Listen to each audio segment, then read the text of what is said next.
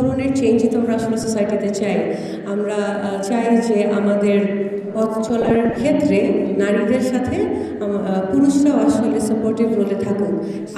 I truly appreciate Sadiq being here. It only shows that আমরা আসলে যে জিনিসটা করি যে আমরা menstrual healthকে we consider it to be a very gendered topic. So এটা নিয়ে শুধু মেয়েরাই কথা বলবে, মেয়েরাই এটার সাথে ইনভলভ থাকবে, মেয়েরাই অ্যাওয়্যার হবে, এই ধরনের টেন্ডেন্সি থেকে আমরা আসলে বের হয়ে আসছি। যার কারণে আমরা দেখছি যে ডাকসুর হেলথ বিষয়ক সম্পাদক বা হচ্ছে ডাকসুর মেল সম্পাদকরা বা মেল লিডার্সরাও কিন্তু তাদের অ্যাওয়ারনেস দেখাচ্ছে এবং এই ধরনের চেঞ্জই তো আমরা আসলে সোসাইটিতে চাই।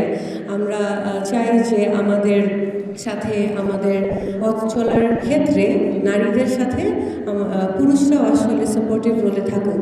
সেই ক্ষেত্রে দেখা যাচ্ছে যে আমরা এই ধরনের টপিকগুলো like sanitary napkins, menstrual health, menstrual hygiene, যেগুলো একটা সময় পর্যন্ত even when I was growing up it was such a taboo topic, we would rarely talk about it, but this is a breath of fresh air to see our students, both male and female, to be on the same page about this awareness raising, and these kinds of initiative আসলে দেখায় যে our society is only moving forwards.